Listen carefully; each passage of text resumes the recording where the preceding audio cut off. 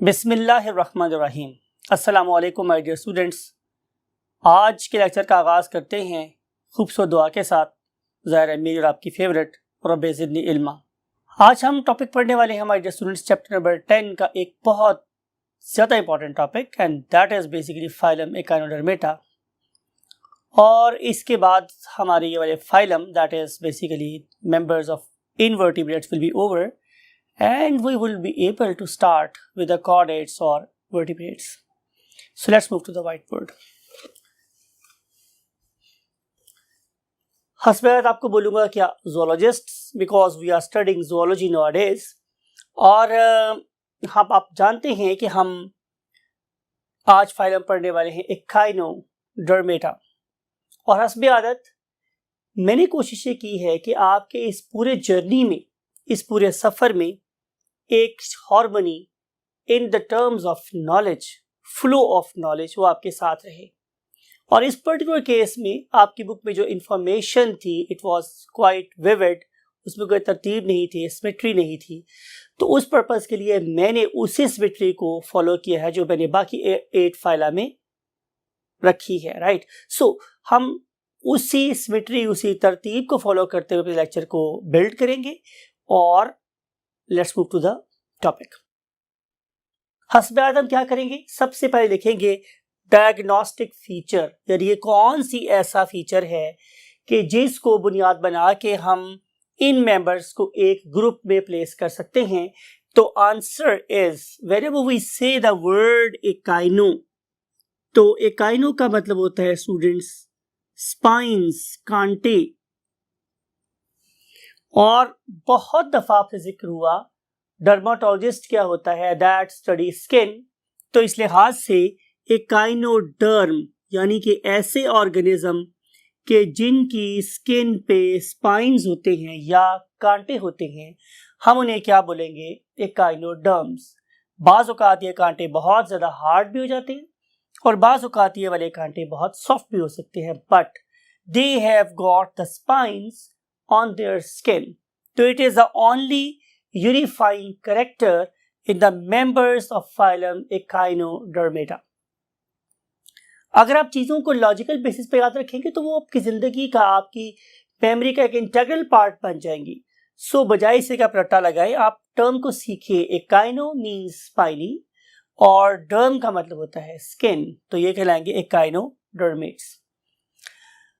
अब अगर मैं इसकी आपसे बात करूं टेक्सोनॉमी की, तो टेक्सोनॉमी का मतलब ये है कि हम इनकी क्लासिफिकेशन की अगर बात करें तो हमें अब तक इनकी 5000 स्पीशीज नोन हैं, राइट। तो जो बात आपको यहाँ पे याद रखनी है कि वी नो अबाउट 5000 स्पीशीज, लेकिन this particular number is definitely increasing. तो आप ये नहीं कह सकते कि ये 5000 का नंबर स्टैटिक हो गया है, ये नंबर डेफिनेटली इंक्रीज कर गया है। और मुमकिन है जब आज हम बात कर रहे हैं तो इसका नंबर और इंक्रीज हो चुका हो ऑलरेडी। अगर मैं इसकी टेक्सोनॉमिक पोजीशन की बात करूं तो ये वाले ऑर्गेनिज्म हमारे कॉर्डेट्स के बहुत पास है, राइट। इसलिए हम कह सकते हैं कि हमने एवोल्यूशनरी कैस्केड में, एवोल्यूशन की लड़ी में हमने इन्हें इनवर्टिब्रेट्स के टॉप पे रखा हुआ है। बात समझ आई? So they are at the top of what, invertebrates.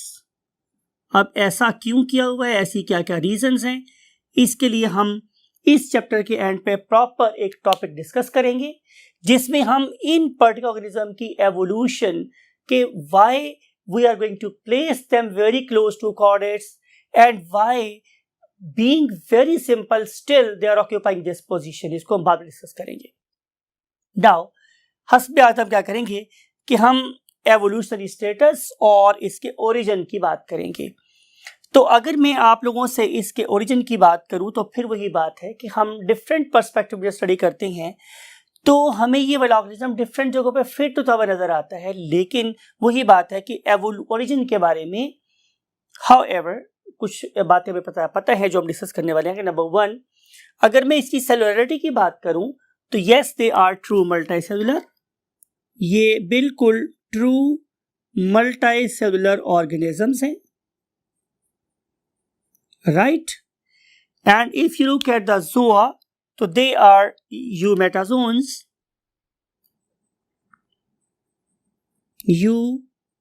Eumetazoans. And if you look at their symmetry, तो आपने बात को बहुत गौर से सुनना है कि जब आप इन ऑर्गेनिजम्स को इनकी मेच्योर स्टेट में देखते हो, for example you are looking at sun star और स्टारफिश और ब्रिटल स्टार और सी कुकम्बर और सी अर्चन, तो आपको ये महसूस होता है कि ये ऑर्गेनिज्म कैसे हैं, रेडियली सिमेट्रिकल है, लेकिन ऐसी बात नहीं है, राइट। इंपॉर्टेंट बात ये है कि आप लोगों ने इस ऑर्गेनिज्म को देखना है during the course of its development.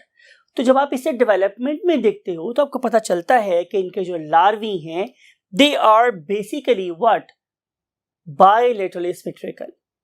तो हम लिखेंगे कि organisms are bilateral in symmetry. However it is important to note कि however they lost their bilateral symmetry secondarily and they appear as what, radially symmetrical. अगर हम बात करेंगे number of layers की, तो dear students, these organisms are definitely triploblastic. And you know meaning of triploblastic? Ectoderm, mesoderm, endoderm at the time of what? Of course, developmental stage. And if you look at the coelom, so these organisms are basically true coelomates. These organisms are what? True coelomates. True coelomates. Right? And then I think कि आपको इस बात का पूरा इदराक है, पूरी perception है आपको कि हम ट्रू coelomate किसे कहते हैं. And now we want to discuss about the next concept, and next concept is coelom. और आपको पता है coelom क्या होता है, ज़ाहिर है एक बॉडी कैविटी है, और ये बात भी आपको याद है कि these particular organisms now they are offshoot of the true coelomates, तो हम इन्हें क्या बोलेंगे कि these are basically true coelomates. अब अगली बात है कि अगर ये true coelomates हैं तो फिर इनके अंदर जो टाइप ऑफ coelom है वो किस तरह का है। अगर आपको वही बात है पहले 2-3 लेक्चर याद हों तो आपको याद है कि हम लोगों ने बात की थी कि हमारी coelom 2 तरह की हो सकती है, वेदर इट इज, वही मैंने आपको याद करवाया था, शाइजोसिलस और स्किजोसिलस, और अदर वन वाज एंटेरोसिलस। और आपको पता है कि एंटेरोसिलस में जो coelom है ये आउट पाउचिंग ऑफ द किसबैठी गट से, तो इस लिहाज से इसकी जो coelom है it is basically what, it is enterocoelous. तो आपने इस बात को जरूर अपने माइंड में जगह देनी है कि these organisms are basically have enterosilus coelom. And then if you look at the stomes mean mouth, so unlike previous phyla, these organisms means I'm talking about echinoderms, they are deuterostomes, means they are like us, और ये भी उन चंद वजूहात की you can say में से एक है कि जिसने हमें इस बात पे मजबूर कर दिया कि हम इन्हें क्या करें, अपने ग्रुप के बहुत क्लोज प्लेस करें। तो डिटेरोस्टोम का मतलब ये है कि इन ऑर्गेनिज्म की डेवलपमेंट के दौरान भी जो दूसरा पोर बना था इट वाज द माउथ, और जो पहला पोर था it was basically what, the anus. Therefore we love to say them what, deuterostomes. And now we want to move ahead, or we want to see what is basically their habitats. So अगर आप इन organism को देखेंगे तो these organisms are exclusively marine. I want to see the color कि आप कौन सा colour मुझे यूज करना चाहिए, तो I must use black. तो जहां तक ताल्लुक है इनके हैबिटेट का, तो ये वाले ऑर्गेनिजम्स जो हैं ये are exclusively marine, exclusively marine, और अल्लाह ताला ने इनको ये एबिलिटी दी है कि ये नॉर्मली बॉटम डिवेलर हैं। Whenever we use the term bottom dweller, तो इसका मतलब ये है कि ये समंदर के कहाँ पे रहेंगे, बॉटम पे रहते हैं। डिवेलर रहने वाले, बॉटम डिवेलर बॉटम पे रहने वाले। So these are very very excellent organisms. और अगर मैं वही बात है इनके साइज एंड शेप की बात करूंगा तो यूजुअली इनमें माइक्रोस्कोपिक ऑर्गेनिज्म कम है, तो दे आर यूजुअली विजिबल, आमतौर पर ये विजिबल होते हैं। और अगर मैं इसकी शेप की बात करूंगा तो I can find a huge variations in their, you can say, size and shapes. और अगर मैं फॉर एग्जाम्पल शेप की बात करूँ तो they may be biscuit like, और आपको पता है कि जब मैं बिस्किट की एग्जांपल दूंगा तो उसमें जाहिर है आप लोग स्टार फिश की बात करोगे, आप लोग ब्रिटल स्टार की बात करोगे, आप लोग सन स्टार की बात करोगे for example. So these are basically biscuit shape. लेकिन अगर मैं बात करूं किसी वैस की तरह से तो उस वैस में आप लोगों को नजर आ सकता है क्या, फॉर एग्जाम्पल सी अर्चिन, और दे मे बी सिलेंड्रिकल, और उसकी जो बेस्ट एग्जाम्पल है that is basically sea cucumber. So these are different types of variations in their shapes. And now we want to move to the next concept. और next concept ये है कि ये कहाँ से खाते पीते हैं और क्या खाते पीते हैं. तो answer is कि these organisms are usually what? Carnivores. ये carnivores होते हैं, अपना शिकार करते हैं, और इस पर्पस के लिए अल्लाह ताला ने इसको क्या दिया हुआ है, बहुत ही स्ट्रॉन्ग किस्म का मसल सिस्टम. आप लोगों को याद है कि हम लोगों ने फाइलम मोलस्का में शेल्ड ऑर्गेनिजम्स की बात की थी. पर्टिकुलरली अगर आपको याद हो तो हमने बात की थी फ्रेश वाटर मसल की. इस पर्टिकुलर केस में these particular organisms, I'm talking about echinoderms, they can generate a huge force that can overcome the force of adductor muscles of that very freshwater mussel and open up the two shells and ingest all the viscera, right? So they are basically carnivores, but not all of them. तो ये carnivores होते हैं. और अगर मैं इनकी बात करूं तो ये ऑर्गेनिज्म चूंकि बिस्किट शेप है तो they have got the two ends. और जब मैं इसके टू एंड्स की बात करूंगा तो इनमें से एक एंड कौन सा है, ओरल एंड्स. इसका एक एंड कौन सा है students, they have got two ends. उनमें से एक एंड कौन सा है जो नीचे वाली साइड पर है, और आपको पता है कि नीचे वाली साइड को वेंट्रल बोलते हैं, और वेंट्रल साइड पे इसका माउथ भी है, लिहाजा मैं वेंट्रल साइड को ओरल एंड का नाम देता हूं. लेकिन वो साइड जो ऊपर है, ऊपर वाली साइड पर है, अपर साइड पे, हम उसे डोर्सल साइड बोलेंगे, और जो डोर्सल साइड पे एंड है उसे हम एक और नाम देते हैं व्हाट, एब ओरल एंड, राइट.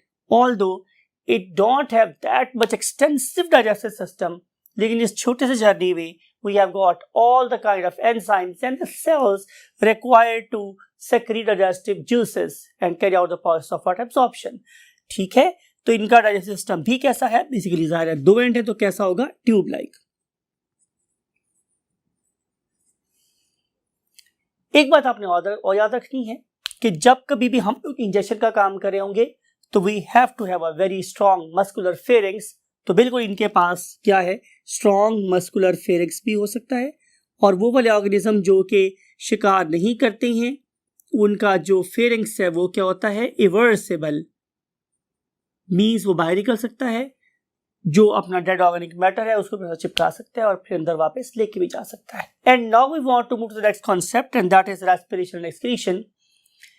जैसे मैंने आपसे डिस्कस किया कि ये ऑर्गेनिज्म अपनी पोजीशन के एतबार से काफी कंट्रोवर्शियल है, और इनकी कंट्रोवर्शियलिटी में जो चीज बहुत ज्यादा मतलब फोकस करते हैं उसके ऊपर, वो है development of the organ system. Organ system की डेवलपमेंट के लिहाज से दे आर वेरी पैथेटिक, बहुत पुअर है, बहुत पीछे हैं. यानी कि अगर आप इनमें कोई रेस्पिरेटरी सिस्टम फाइंड करना चाहे तो आपको वो भी नहीं मिलेगा, एक्सक्रीटरी सिस्टम फाइंड करना चाहे तो वो भी नहीं मिलेगा. मींस कि ये वाले सिस्टम्स डेफिनेटली हमारे कॉर्डेट्स के बहुत पास इवॉल्व नहीं है, और they are not much evolved as compare to molluscs और आर्थ्रोपोड्स. लेकिन बहरहाल जैसे मैंने बोला कि अगर इनकी ये कंट्रोवर्शियलिटी, तो हमारे पास बहुत ऐसे पॉइंट्स भी है जो हमें ये मजबूर करते हैं कि हम इन्हें कॉर्डेट्स के पास रखें. तो बात ये हो रही है कि अगर मैं बात करूं रेस्पिरेटरी सिस्टम की, तो both systems means respiration excretion they are not so developed. ये तो डेवलप्ड है ही नहीं. अब हम मूव करेंगे नेक्स्ट कॉन्सेप्ट की तरफ कि अगर इनके पास रेस्पिरेशन एक्सक्रीशन बहुत एडवांस नहीं है तो फिर इनके इस पर्टिकुलर डेफिशिएंसी को ओवरकम कैसे किया नेचर ने, तो by providing N other very very important system that is comparable to our blood vessel system, and we call it as water canal system, or simply we can say it water vascular system. अब इस particular water canal system को अगर मैं देखूं तो it is very complex, ये बहुत ज़्यादा कॉम्प्लेक्स है और इसकी जो शक्ल है टोटल या ओवरऑल ये डिपेंड करती है ऑर्गेनिज्म की अपनी शक्ल के ऊपर। फॉर एग्जांपल अगर मैं आप लोगों के सामने इस इमेज की बात करूं तो definitely it is an image of starfish. अब हम इस पर्टिकुलर ऑर्गेनिज्म की किस साइड को देख रहे हैं, डोर्सल साइड को, तो आपको नजर आता है कि इसके एनस के करीब मीन इसकी एबोरल साइड पे there is an opening, look at this, जो हाईलाइट हो रही है, ब्लिंक हो रही है, and that very opening is called as madreporite. अब ये जो मैड्रीपोराइट है इट मूव्स डाउनवर्ड और ये मूव करती है into a vertical canal and that very canal is called as stone canal. अब ये जो स्टोन कैनाल है it is basically going to supply water to look at this blinking area is the circular area and therefore we want to call it as what, a ring canal। और आप देख रहे हैं कि इस particular ring canal से फिर अगर इसकी बाजू 5 है तो जाहिर है यहाँ से 5 कैनाल्स बाहर की तरफ निकल रही हैं और आपको पता है जब भी कोई चीज बाहर निकल रही है हम उसे बोलते हैं रेडिएशन, रेडिएट आउट। तो देयरफॉर रिंग कैनाल के साथ एसोसिएटेड हैं व्हाट, रेडियल कैनाल्स। और फिर ये अगर हम इनमें से किसी एक बाजू को फोकस करें तो पता चलेगा कि इस पर्टिकुलर रेडियल कैनाल से दोनों साइड पर निकलती हैं लेटरल कैनाल्स और फाइनली इस लेटरल कैनाल के साथ अटैच होते हैं ट्यूब फीट। तो अब हम करेंगे क्या कि हम देखेंगे कि ये सिस्टम जो इतना कॉम्प्लेक्स है ये कर क्या रहा है। Basically it is going to absorb definitely what, oxygen rich water, और ये जो ऑक्सीजन रिच वाटर है ये इसी पर्टिकुलर पाथ को means madreporite, stone canal, ring canal and then radial canal and then lateral canal यहाँ से होता हुआ बॉडी में से बाहर निकल जाएगा।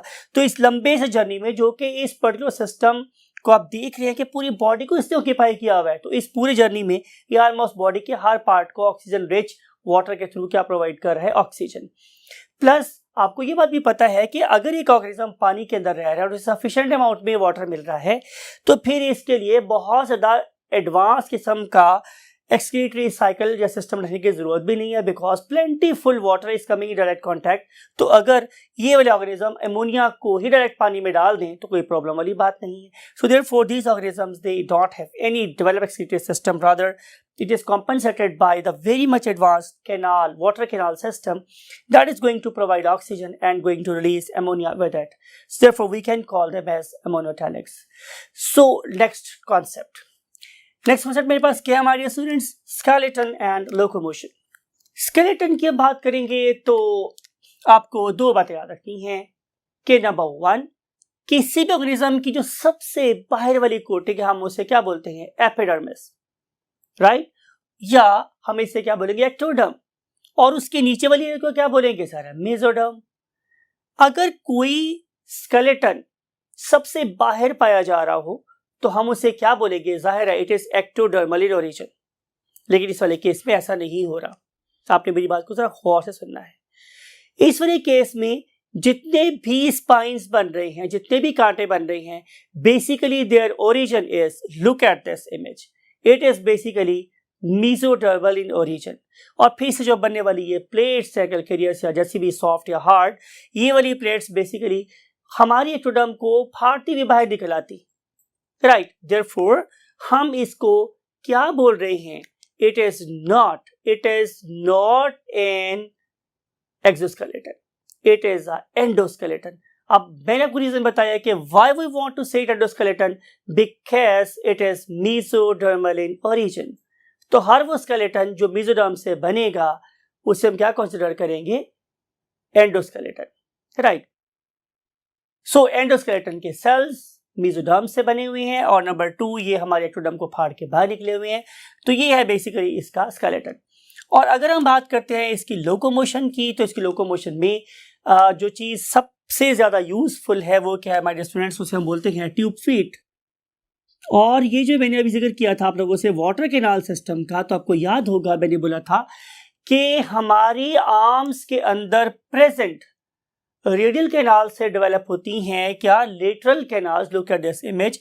और इस लेटरल कैनाल के साथ ये सैक लाइक स्ट्रक्चर्स अटैच है और इन सैक लाइक स्ट्रक्चर्स को देखा जाए तो they have got an went, बाहर जाने का रास्ता होता है, ठीक है।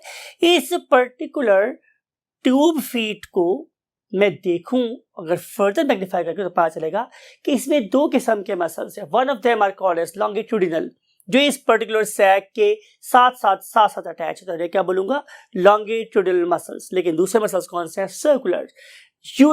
जब दो किस्म के मसल्स आपस में एक दूसरे की सपोर्ट में और एक दूसरे की अगेंस्ट काम करते हैं तो हम इसे क्या बोलते हैं, antagonistic muscles. So same is the case here. These longitudinal muscles and circular muscles, they work in antagonistic fashion, right? तो ये ट्यूब फीट को क्या करेंगे, किसी सबस्ट्रेटम पे, अपने शिकार पे, अपनी फूड पे या टू द स्टोन, किसी भी जगह के ऊपर इसको अटैच करने में हेल्प करते हैं और डिटैच करने में हेल्प करते हैं। Look at this movement. इस ऑर्गेनिज्म में, इस वाले केस में, इसकी पूरी body it is literally crawling on the surface of the bottom of the ocean, it is trying to access what its prey. तो इस वाले केस में इसकी पूरी बॉडी के जो मसल्स हैं they are basically helping to float in it. लेकिन आप इस पर्टिकुलर इमेज में एक और स्टारफिश को देखें, that has basically come out of the ocean. Look at its majesty, how gracefully this particular starfish is showing और displaying its tube feet on the lower side. और आप देख रहे हैं कि कैसे इस पर्टिकुलर ट्यूब फीट की मदद से ये अपने आप को जमीन से उठाए भी हुए है और कैसे ये अपने एक किस्म के पिवटिंग पॉइंट बना रही है अपने एक ट्यूब फीट को, और फिर पूरी की पूरी जो स्टारफिश है वो आगे की तरफ मूव कर रही है। So these particular organ of locomotion are called as tube feet that can be attached and detached from the surface. लेकिन सारे के सारे जो ऑर्गेनिज्म हैं इस पर्टिकुलर फाइलम के, they are not motile, few of them are also sessile. Whenever we use the term sessile, it means they are stationary, they are static, और उसकी जो बेस्ट एग्जांपल है ज़ाहिर है वो हमारे पास सी कुकम्बर है, राइट। सो ये है हमारी स्केलेटल लोकोमोशन के बारे में सारी डिटेल। तो अब हम चलते हैं नेक्स्ट थिंग पे, that is called as again nervous system. तो हमारा गिला यहाँ पे फिर वही है कि जनाब इतने लीस्ट डेवलप्ड नर्वस सिस्टम के साथ ये हमारे हमसाए क्यों। बहाल एक बात की डिबेट है, अगले लेक्चर में करेंगे। लेकिन हम कहना ये चाह रहे हैं कि if you look at the nervous system, तो nervous system is also very poorly developed. ये भी बहुत ही पुअरली डेवलप्ड है और बड़ा पैथेटिक है इन द टर्म्स ऑफ एवोल्यूशन। और अगली बात जो है वो मैंने आपसे ये करनी है हमारे डियर स्टूडेंट्स कि इसकी एक डेफिनेटली नर्व रिंग है, than that very nerve ring और nervous ring is basically lying around what, pharynx.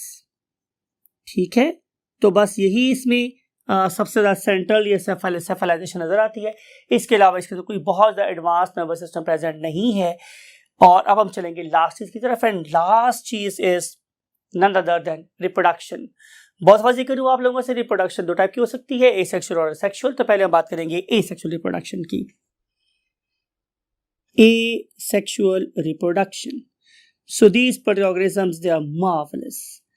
और इसकी ये जो एबिलिटी है कि ये एसेक्सुअली रिप्रोड्यूस कर सकता है और उसी वे से कर सकता है कि जिस वे से फाइलम प्लेटी के मेंबर भी करते हैं, और फिर ये उतना ही ज़्यादा लेस एडवांस है जितने के फाइलम प्लेटी के मेंबर एडवांस है। तो इसके जो इसको कंट्रोवर्शियल बनाने वाली चीज़ है वो यही है कि जब ये इतना डेवलप भी नहीं है और ये रिप्रोड्यूस भी वैसे ही कर सकता है, तो फिर इसको तो किसी प्लेटी के पास होना चाहिए था। बहरहाल बाद में डिस्कस करेंगे, वही बातें पूरा लेक्चर लेंगे इस बात के ऊपर भी। तो एसेक्सुअल रिप्रोडक्शन का वो मेथड जो ये ऑर्गेनिज्म यूज करते हैं, we call it as regeneration. We call it as what my dear students, regeneration. ये भी डिस्कस हुआ था बहुत डिटेल के साथ जब हम लोगों ने खास तौर पे फाइलम प्लेटियलमंथिस के एक मेंबर एकाइनोडर्मेटा की बात की थी, याद है आप लोगों को। तो same is the case here. अब इस वाले केस में क्या हुआ कि we have got the 5 limbs. अगर मैं क्या करूं कि मैं स्टार फिश के किसी खास पॉइंट से आगे, इट इज इंपॉर्टेंट कि अगर मैं इसकी डिस्क को डैमेज करूंगा तो फिर ये प्रोसेस नहीं होगा। अगर मैं इसके सारे के सारे 5 जो कैसे लिम्ब्स कट कर दूं और डिस्क सेपरेट कर दूं तो फिर इससे 6 स्टार फिशेस जनरेट हो सकती हैं, राइट। इसका मतलब ये है कि there are too many number of neuroblasts, those are distributed in the body. It is very common feature to the less developed organism like platyhelminthes and annelids and nematodes. Therefore जो इसके counter आर्गुअर हैं वो कहते हैं कि ये वाली ability तो उनके पास है, लिहाजा इस पुअरली डेवलप्ड सिस्टम्स के मालिक ऑर्गेनिजम्स को कहीं वहां प्लेस करना चाहिए, इसे कोऑर्डिनेट के पास नहीं होना चाहिए। Other way is, yes, you are perfectly right, other way is known as a sexual reproduction। और अगर हम लोग इसकी सेक्सुअल रिप्रोडक्शन की बात करेंगे तो both types of organisms are there. There may be monoecious, there may be dioecious, and these organisms, they are provided with definitely testes and definitely the ovaries, and they are going to produce sperm and egg, and they are going to carry out the fertilization, and that very fertilization is always external, right? And this particular externally fertilized zygote then transform into larvae, and larvae have got a very special structures. इसके लिए आप इस particular image को देखें, और इस particular larvae का नाम मेरे पास क्या है, बाइपिनुलेरिया लार्वी, और ये स्विम करेगा आफ्टर सम टाइम, और it may give rise to a static organism और may give rise to a very active organism. ये डिपेंड करता है ज़्यादा स्पीशीज के ऊपर, और इससे प्रोड्यूस होंगे ज़ाहिर है new organism that will definitely add colours to the bottom of the ocean. Fertilization is external, और उसके रिजल्ट में ज़ाहिर है क्या डेवलप होंगे हमारे पास जाइगोट, और ये जाइगोट फिर ट्रांसफॉर्म हो जाएंगे इधर इनटू बाइपिनेरिया लार्वी और ब्रैक्यूलेरिया लार्वी. और ये वाली लार्वी, जैसे मैंने आपको बताया था पहले भी, कि they are design to eat and ईट.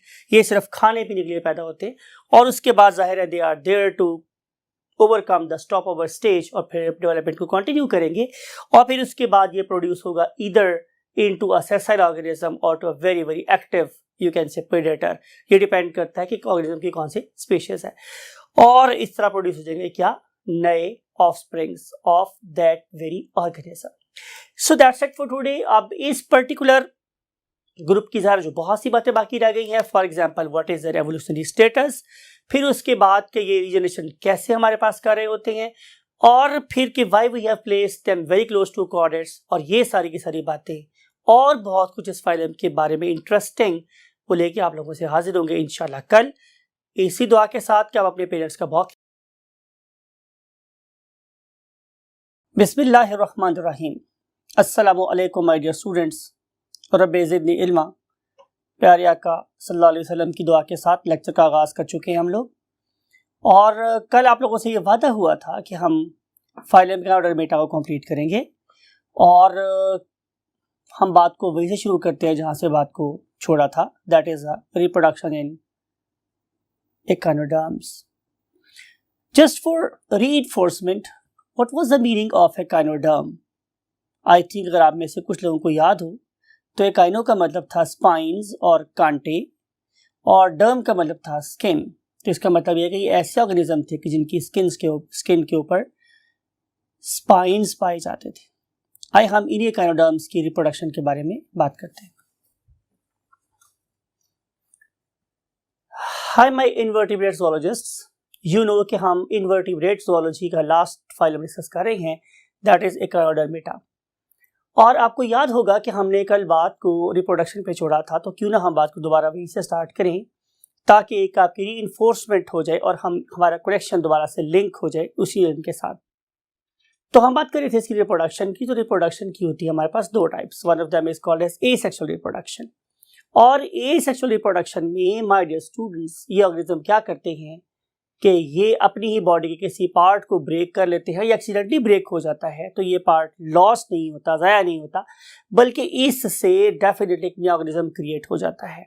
मैंने आपको कल ये बात बताई थी कि अगर ये वाली स्टार फिश को मैं इस तरीके से ब्रेक करूं कि मैं इसके 5 बाजू अलग कर दूं और जो सेंट्रल डिस्क है वो सेपरेट कर दूं, तो it will give rise to the 6 organism. तो hence they have shown a remarkable regenerating ability. तो हमने फाइलम आपको याद होगा प्लेटी में ये बात की थी कि इन ऑर्गेनिजम्स के अंदर ये एबिलिटी एक खास किस्म के सेल्स की वजह से होती है, जिन्हें हम लोग क्या बोलते हैं, नियोब्लास्ट्स. और मैंने आपको बताया था कि नियो का मतलब होता है मॉडर्न, और ब्लास्ट का मतलब होता है सेल्स, कि जो दोबारा से न्यू पार्ट्स बना सकते हैं, उन्हें हम नियोब्लास्ट बोलते हैं. तो ये मेथड पाया जाता है किसका, एसेक्सुअल रिप्रोडक्शन का. लेकिन अगर हम लोग बात करते हैं इसके सेक्सुअल रिप्रोडक्शन की, तो जो इन्फॉर्मेशन मुझे आपकी बुक के मुताबिक आप लोगों को डिसिपेट करनी है, आपको देनी है, वो ये है कि इनके सेक्सेस की क्या इन्फॉर्मेशन है. तो yes, they have got the separate sexes. तो इनके जो सेक्सेस हैं वो बिल्कुल सेपरेट होते हैं. इसका मतलब ये है कि इनके मेल अलहदा होते हैं और फीमेल अलहदा होते हैं. ठीक है, मेल और फीमेल अलहदा अलहदा होते हैं. However there is no that much clear sexual dimorphism. जब मैं वर्ड यूज करता हूँ डाइमॉर्फिज्म, इसका मतलब डाई का मतलब होता है to, and morphology, structure of study of the external feature is called as what? Morphology. So there is no distinct sexual dimorphism in these organisms. जैसे कि आप लोगों ने सुना था किसके बारे में, आर्थ्रोपोड्स के बारे में, कि आर्थ्रोपोड की जो फीमेल्स हैं वो काफी बड़ी होती हैं as compare to their male. तो हम जस्ट उनके साइज को देख कर बता सकते हैं कि ये male you can say spider या फीमेल स्पाइडर है, लेकिन ऐसी चीज हमें यहाँ पे कोई नजर नहीं आती। There is no very clear cut distinction in the terms of gender, ठीक है। तो बहरहाल सेक्स से सेपरेट है, मेल ऑर्गेनिज्म अलग है और फीमेल ऑर्गेनिज्म अलग है। यू नो वेरी वेल कि जब हम मेल की बात करूँगा तो जाहिर है उनके जो टेस्टिस होंगे, और जब मैं फीमेल की बात करूँगा तो मैं क्या होगी, ovaries, and they will give rise to definitely sperms and egg. लेकिन इंपॉर्टेंट बात यह हमारे स्टूडेंट्स के इन ऑर्गेनिजम्स में जो फर्टिलाइजेशन है इट इज ऑलवेज एक्सटर्नल। तो यहाँ पे एक्सटर्नल फर्टिलाइजेशन होती है, मीन्स के ऑर्गेनिज्म अपनी स्पर्म्स को भी और अपनी एग्स को भी क्या करेंगे, पानी में रिलीज कर देंगे, जहां वो carry out external fertilization and they will give rise to the zygote, और उस पर्टिकुलर जाइगोट से फिर क्या बनेगा, लार्वी बनेंगे, ठीक है। डिपेंडिंग अपॉन किसी कौन सी क्लास है, बिकॉज डिफरेंट क्लासेस डिफरेंट किस्म के लार्वी को बना रही हैं, लेकिन बहरहाल हम इनको यहाँ पे जस्ट इन दो नामों से रिप्रेजेंट कर रहे हैं। One of them is called as brachiolaria larvae, brachiolaria larvae, right? Look at its image. That's why you can say larvae is called as a brachyuleria, and now compare it with Bipinnaria larvae. Bipinnaria larvae. तो ये दो किस्म के larvae होती हैं। अगर इनको देखा जाए तो both are basically showing or displaying what? Bilateral symmetry, ठीक है। तो इस किस्म के कॉम्प्लेक्स किस्म के लार्वी को हम लोग क्या बोलेंगे कि ये एक एकाइनोडर्म का लार्वी है। और अगर आप इसके फीचर्स की बात करें तो इसके फीचर्स हैं कौन कौन से, जैसे मैंने अभी डिस्कस किया था। नंबर 1 इज के they are bilateral in symmetry, इनकी जो सिमेट्री है वो हमेशा बाइलेटरल होती है, and they are much more complex as compare to you can say the other organisms of the same group. और अगर मैं बात करूं तो ये रिजेंबल करती हैं किससे, कॉर्डेट्स से। तो ये वो 3 असल में पॉइंट्स हैं जो आपकी बुक में लिखे हुए हैं। तो आई हैव टू, मैं हमेशा बोलता हूं कि मुझे है हुक्म अज़ा ला इलाहा इल्लल्लाह, तो मुझे वही बातें कहनी होती हैं आमतौर पे जो आपकी बुक में लिखी हुई हैं। तो they resemble to the chordates, ठीक है स्टूडेंट्स। तो अब उसके बाद जो हमने नेक्स्ट पॉइंट पढ़ना है वो ये है कि अगर मैं इन ऑर्गेनिज्म को कंपेयर करूं किसके साथ, कॉर्डेट के साथ, तो वेदर ये वाले जो ऑर्गेनिजम्स हैं ये मतलब प्रॉपरली एग्जैक्टली क्लोजली रिलेटेड है कॉर्डेट के साथ तो नहीं। तो हमने बोला कि अगर तो मैं इन ऑर्गेनिज्म की सिमेट्री की बात करूं या मैं इन ऑर्गेनिज्म के लार्वी के कॉम्प्लेक्स होने की बात करूं तो डेफिनेटली ये रिजेंबल करते हैं किसके साथ, कॉर्डेट के साथ। और ये बहुत दूर हैं किन से, अपने ऑर्गेनिज्म लाइक प्लैटिलमैंथिस के मेंबर्स से या फिर एनरिडा के साथ। लेकिन हम अगर इनकी डेवलपमेंट को देखें तो इनकी डेवलपमेंट हमें नजर आती है कि जैसे रेट्रोग्रेसिव है। जब मैं बात करता हूं रेट्रोग्रेसिव तो इसका मतलब ये होता है कि ये ऑर्गेनिज्म शुरू में तो कैसे थे, ये ऑर्गेनिज्म शुरू में कैसे थे, कॉम्प्लेक्स, लेकिन during the course of evolution Aahista Aahista Aahista Aahista क्या हो गए, सिंपल हो, राइट। तो ये कुछ बातें हैं जो हम लोगों ने इसकी सेक्सुअल रिप्रोडक्शन के बारे में आप लोगों से करनी है। अगर मैं आप लोगों से डिस्कस करूं अभी इनके एग्जांपल, तो लुक एट दिस इमेज। ये जो इमेज है it is regarding what, the starfish.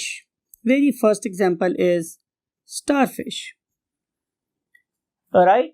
इसी की एक सिस्टर लेकिन ज्यादा स्मार्टर, ज्यादा स्विफ्टर एक जो क्या है स्पीशीज है, and that is called as brittle star, brittle star. फिर इसके अलावा हमने कल एग्जांपल देखी थी, that was basically sea cucumber, and next is cake urchins, and then for example sea stars, or sun stars, and then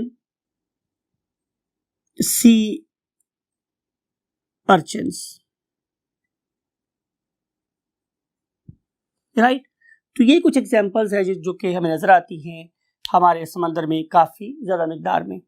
so let's move to the next column to study the taxonomic and evolutionary, you can say, status of this very phylum.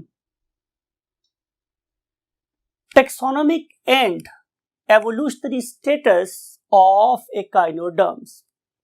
पिछले एक दिन में या आपकी debate में हमने बहुत ज्यादा कंफ्यूजिंग किस्म की बातें की हैं regarding the evolutionary status of these organisms. आए हम इस पर्टिकुलर टॉपिक को बहुत डिटेल के साथ अंडरस्टैंड करते हैं कि इन पर्टिकुलर ऑर्गेनिजम्स की एक्चुअल पोजीशन कहाँ होनी चाहिए. राइट यानी कि अगर मैं देखूं तो मेरे पास दो किस्म के साइंटिस्ट नजर आते हैं. उनमें से एक वो हैं कि जो इस पर्टिकुलर ग्रुप को मीज एकाउंडरबेटा को प्लेस करना चाहते हैं very close to the invertebrates rather in the vertebrates. शायद कहीं सेंटर में करके प्लेस करना चाह रहे हैं. लेकिन एक दूसरा ग्रुप है जो बेसिकली क्या कह रहा है कि echinoderms should be placed very close to the chordates. आए हम इन दोनों के आर्गुमेंट्स को सुनते हैं और समझने की कोशिश कर रहे हैं कि बेसिकली यहाँ पे क्या चल रहा है. सबसे पहली बात यह है कि आपको याद होगा कि हमने इसके डिफरेंट ऑर्गन सिस्टम्स की बात की. For example look at it's DS. बड़ा सिंपल सा डीएस है. इसके पास रेस्पिरेटरी सिस्टम है ही नहीं, सर्कुलेटरी सिस्टम है ही नहीं, एक्सक्रीटरी सिस्टम बहुत एडवांस नहीं है, नर्वस सिस्टम इसका बहुत पोरली डेवलप्ड है. यानी कि अगर मैं इसकी ऑर्गन सिस्टम की डेवलपमेंट की बात करूं तो मुझे नजर आता है कि ये बहुत ही लोअर रैंक पे इवॉल्व्ड ऑर्गेनिज्म है. यानी कि जो ऑर्गेनिज्म या जो साइंटिस्ट कह रहे हैं कि हमें इनवर्टिब्रेट्स में प्लेस करना चाहिए वो यही तो एक बड़ा स्ट्रॉन्ग आर्गुमेंट दे रहे हैं कि भाई इनके पास तो जो डिफरेंट किस्म के सिस्टम्स हैं they are very very poorly developed. अगर वो पोरली डेवलप्ड है तो फिर मुझे क्या करना चाहिए? क्या मुझे उसको उठा के कॉर्डेट्स के पास रखना चाहिए? तो आंसर इज नो. हमें उनको तो कहीं एंगुलेट से नीचे और शायद प्लेटी के कहीं पास रखना चाहिए. राइट ये तो था उनका एक आर्गुमेंट क्योंकि नर्वस सिस्टम बहुत ज्यादा कैसा है, लेस डेवलप्ड है, रेस्पिरेटरी सिस्टम नहीं है, सर्कुलेटरी सिस्टम इनके पास नहीं है. फिर इनकी जो सिमेट्री है वो भी आप लोग कह सकते हैं कि वेरी क्लोज टू रेडियल है, बायलेटरल नजर नहीं आ रही है. तो इन सारी बातों की वजह से they are of the view कि they should be placed very close to the either platyhelminthes or the annelids.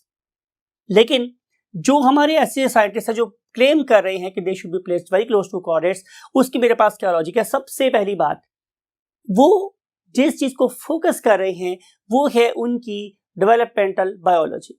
यानी कि एक बहुत ही खूबसूरत स्टेटमेंट हमारी बायोलॉजी में बोली जाती है कि ऑन्टोजेनी रिकैपिचुलेट्स फाइलोजेनी, कि एक इंडिविजुअल की अपनी डेवलपमेंटल स्टेजेस उस पर्टिकुलर ऑर्गेनिज्म की पूरी पास्ट एवोल्यूशनरी हिस्ट्री को एक्सप्लेन कर रही होती है.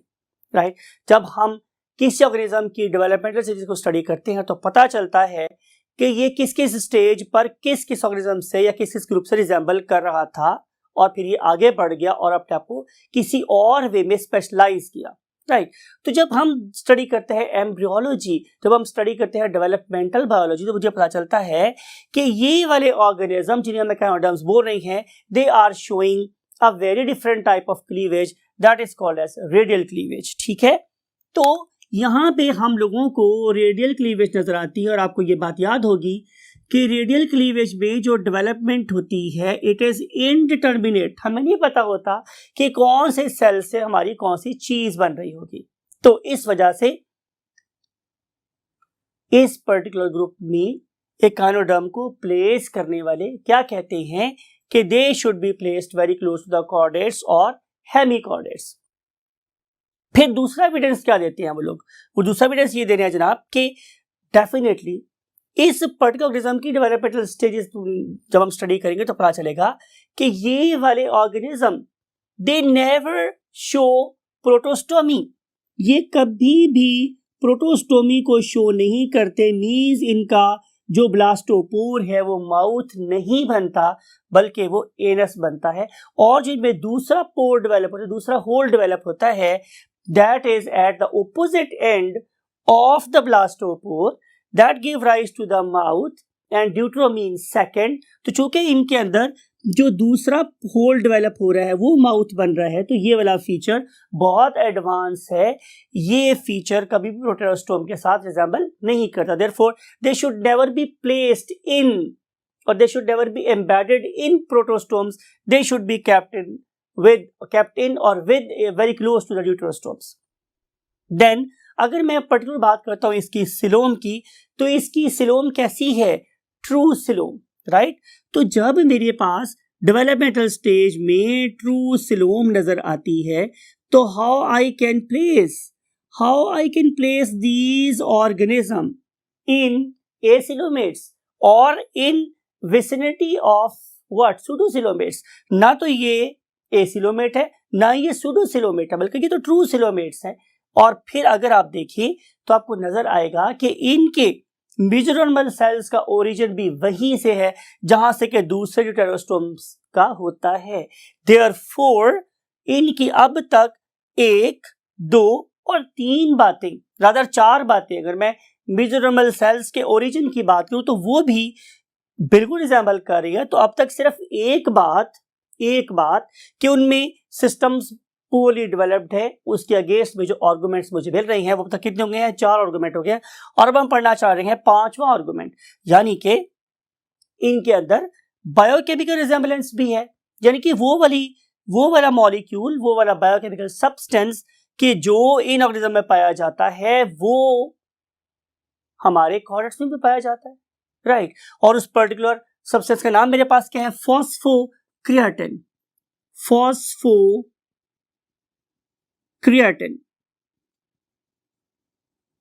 राइट। तो ये जो मेरे पास कंपाउंड है phosphocreatine, it is common in chordates और हेमिकॉर्डेट्स एंड इन एखिनोडर्म्स। इस वजह से भी हम एक दूसरे के पास रखना चाहते हैं। प्लस एक बात आपको जो और बतानी है, that is very very important, जिसको हमने कल भी डिस्कस किया था, सिर्फ हम उसको रीइंफोर्स कर रहे हैं।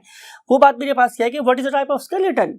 अगर आप इन ऑर्गेनिज्म को देखो तो मैंने कल आपको बताया था कि इन ऑर्गेनिज्म में जो स्केलेटन है उसका ओरिजिन मेसोडर्म है, लेकिन जहां इनवर्टिब्रेट्स का ग्रुप इसे प्लेस करना चाहता है तो वहां पे आपको किसी भी किस्म का स्केलेटन एक्टोडर्मल इन ओरिजिन नजर आता है। तो आपको पता है कि अगर स्केलेटन एक्टोडर्म से बना हुआ तो हम उसे क्या बोलते हैं? हम उसे बोलते हैं एक्सोस्केलेटन। लेकिन अगर स्केलेटन मेसोडर्म से डेवलप हो तो हम उसे क्या बोलते हैं? एंडोस्केलेटन। तो आप लोगों को एंडोस्केलेटन 2 ही जगह नजर आता है, या तो आपको नजर आएगा एक्टोडर्म में या नजर आएगा डिफरेंट टाइप से कॉर्डेट्स में। तो इसलिए हाथ से भी हमें इनको कहां प्लेस करना चाहिए? हमें इनको प्लेस करना चाहिए very close to the chordates, right. अब इन सारी की सारी चीजों के पीछे जो काउंटर आर्गुमेंट्स है वो आपको मैंने लिख दिए। इनका आर्गुमेंट क्या था? इनका आर्गुमेंट क्या था कि उन्हें प्लेस करना चाहिए किसके close? Definitely very close to either platyhelminthes or very close to what you can say nematodes or annelids, right. तो इन सारे के सारे आर्गुमेंट्स को सुनने के बाद अब टाइम है कि हम एक कंक्लूसिव रिमार्क्स दें। वो कंक्लूसिव रिमार्क्स मेरे पास क्या हैं? मान लेते हैं कि इन ऑर्गेनिजम्स के सारे ऑर्गन सिस्टम कैसे है? पोली डेवलप्ड है। मान लेते हैं फॉर द टाइम बीइंग कि उन्हें प्लेटी और नीमाटोड से अंदर प्लेस कर देना चाहिए। लेकिन जब मैं इसकी डेवलपमेंटल स्टेजेस को देखता हूं तो मुझे इनके सारे के सारे फीचर किससे नजर आते हैं? कॉर्डेट्स के पास नजर आते हैं। तो फिर मैं इसकी बात मानूं या इनकी बात मानूं? तो बात यह है कि जब मैं इन दोनों को कंपेयर करता हूं तो मुझे एक और सोच अपने माइंड में प्रिवेल करती हुई नजर आती है। वो ये है कि ऐसा भी हो सकता है कि जैसे इन लोगों ने, बात को गौर से देखा, कि जैसे इन ऑर्गेनिज्म ने अपनी बायलैटरल सिमेट्री को during the course of development lose कर दिया था सेकेंडरीली, तो ऐसा भी हो सकता है कि इन ऑर्गेनिज्म ने अपने सारे के सारे फीचर्स को, यानी कि अपने रेस्पिरेटरी सिस्टम को, अपने सर्कुलेटरी सिस्टम को किसी बेटर सिस्टम से रिप्लेस कर लिया हो या उन्हें डेलिबरेटली लूज कर दिया हो, राइट। तो यही हम यहाँ पे कहना चाह रहे हैं कि बिल्कुल ऐसा ही हुआ है कि ये ऑर्गेनिज्म इन 5 और 6 फीचर की बुनियाद पे they lie very close to chordates and due to only one feature that may be due to retrogressive development, we should make a stamp, और वो स्टैम्प मेरे पास क्या है कि ये वाले organism definitely lie very close to the chordates and very away from the members of platyhelminthes and nematodes. Plus अगर मैं थोड़ी सी बात और ऐड करना चाहूँ आपकी बुक के अलावा, तो वो ये है कि आज हमारे पास एक और टेक्निक भी प्रेजेंट है, that is called as DNA fingerprinting. या हम लोग क्या कर सकते हैं कि हम लोग उनके डिफरेंट टाइप्स के आरएनएस को आपस में कंपेयर कर सकते हैं। यह भी हो सकता है कि हम उनकी जो पाई जाने वाली प्रोटीन्स है उनको भी हम स्टडी कर सकते हैं। तो इस पर्टिकुलर मॉडर्न टेक्नोलॉजी को यूज करने के बाद भी मुझे पता चलता है कि echinoderms they have more related DNA to the chordates as compare to the platy और निमाटोड्स। तो ये थी हमारे पास इनकी एफिनिटी, ये थी इनकी taxonomic position, and that's why कि we are loving to place these particular chordates very close to the chordates, ठीक है। That's why we love to place these echinoderms very close to the chordates, right? और इसी conclusive remarks के साथ हम चाहेंगे आप लोगों से इजाजत, और आप लोगों से मुलाकात होगी इंशाल्लाह chordates के साथ। Till that very time, again जैसे हमेशा बोलता हूँ कि अपने वालिदैन के लिए हमारे लिए ज़रूर दुआ कीजिएगा और अपना बहुत ख्याल रखिएगा, और अपनी नॉलेजेस को, अपनी आइडियाज़ को लोगों के साथ शेयर करें। मुमकिन है कि किसी का कॉन्सेप्ट आप लोगों से और बेहतर हो और वो आप लोगों से शेयर करे तो आपका कॉन्सेप्ट भी इम्प्रूव हो जाए। इल्म एक ऐसी शमा है जो जलने से और भड़कती है, ये कभी ख़त्म नहीं होगी, बल्कि ये और चमकेगी। तो share your ideas with this, you can से दुआ कि आप अपने इस जज्बे को, इल्म फैलाने के जज्बे को दिन ब दिन क्या करते रहे, स्ट्रॉन्ग करते रहे। I want to say you, Allah Hafiz.